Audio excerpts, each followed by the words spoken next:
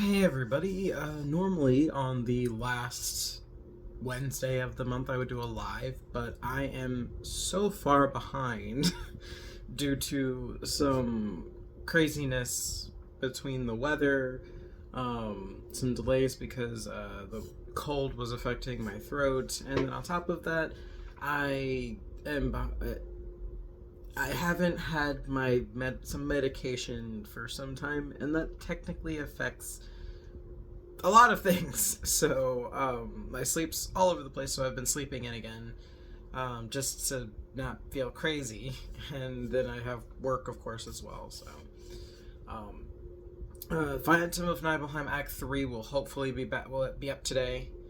I got the narration portion done. I'm mid editing on that.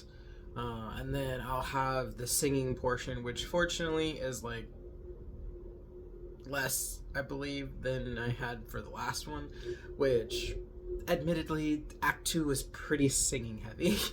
No, I should hopefully have that done tonight. Again, I apologize. I did not anticipate the weather effing up my voice that much. So I would rather not lose my voice permanently than force it. So one of the reasons why I care about stuff like that is because my dad that's how he lost his voice, or at least his range, I should say. My dad had a huge range, and then he oversang it and lost some of his higher range, which was really sucky for him. He was very upset. Ironically, there was a higher range when I was practicing for Act 2 that I could only hit when I was driving. I don't know why. Because I would be practicing the songs to and from work. And then I'd be at home trying to get it recorded, and I just could not hit it sitting in this chair. Can't figure out for the life of me why.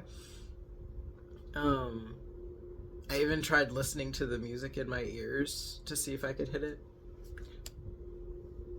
So I went, you know what? We're gonna do what we can do, and it's just gonna do that. And then the happy accident happened where I was trying to fix some of the noise outside, and it made that lovely reverberation that I went, oh, that's a happy accident, because that's actually what's supposed to happen. So I hope you guys are looking forward to Act 3. What's midway point in our Phantom of Nibelheim series. Of course, everyone knows once you hit the midpoint, you have the midpoint crisis. So I really appreciate Mina Howell on the Penny Dreadful podcast featuring Act 2. I did get a little misty-eyed listening to her read Jade's little heartfelt confession to her little sister while she's sleeping. It'll make a bit more sense in Act 3 what's going on. A lot of that inspiration was a blending of Phantom of Nibelheim. It's Final Fantasy VII crossed over with Phantom of the Opera. And if you've ever seen or heard or watched Phantom of the Opera, there are some characters that I was trying to incarnate into my adaptation. But I also wanted it to feel slightly different, but it was a little bit more personalized for the future Mrs. Winchester. Because I actually wrote this for her between her birthday, which is in February, down to our first year together, which was April. So she was getting these acts as I was able to print them off and stuff like that.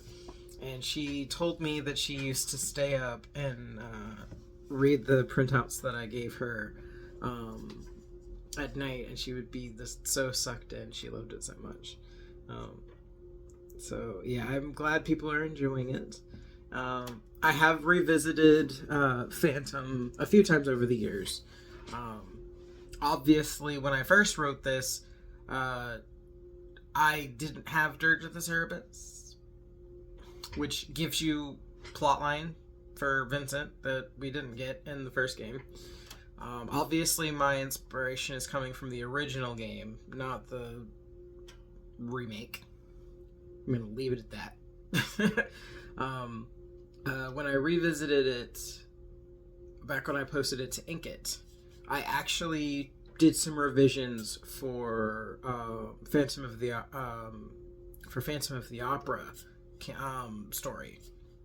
I wanted it to feel more grounded in that universe, which is where some of the more cheeky stuff that was for Mrs. Winchester got a little toned down. I also changed some of the characters a little bit because some of their inspirations no longer inspired me. So I think they reincarnated very well, though. Jasper, I still think, is one of the most fun characters I've ever written. And he's had quite the evolution. And then, of course, we've got this new incarnation, which, because now I have access to Dirge of the Cerberus stuff, again, I've never played it because I don't do well with shooting games. I just really was wanting to know what they finally gave for Lucretia, because we kind of weren't really given a lot for her in the original game, and I was always fascinated with who this woman was, and now that I have more information on her, I'm like, yep, updates are happening.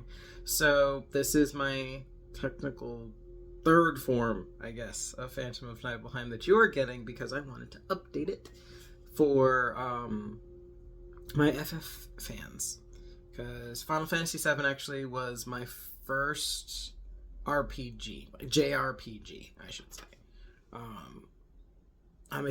I love JRPG. There's just a type of storytelling there that I don't see in Western games a lot. It's pretty straightforward, but also fanciful. That one led me into Legend of Dragoon, which, oh my god, I'm so mad.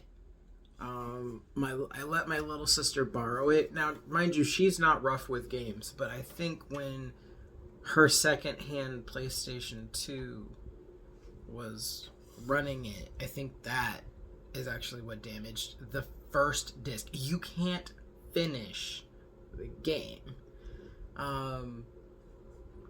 Now, I know I've been trying to find ways to, because you can heal discs and things like that, but yeah, it gets stuck on the Wind Dragoon every time.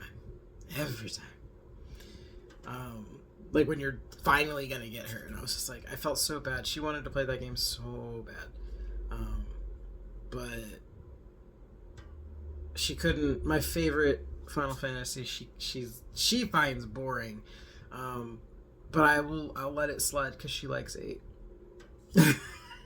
I like 8. I like 9. I pretend 10 doesn't exist because I felt like I was watching a soap opera, and I do not enjoy soap operas.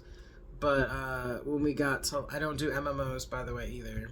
I like solo play. I like to play in my closed world. So obviously I did not play 11. But 12. I love 12. Balthier is my favorite character.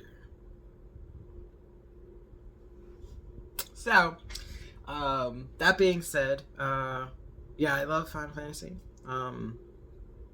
Now, mind you, I'm not a big fan of the current, I can't play 15. I'm big on the turn-based. So, yeah, I'm letting everybody else enjoy the updated version of 7, and I will happily enjoy my OG that is as old as my baby sister. So, yeah, I hope everybody's looking forward to that.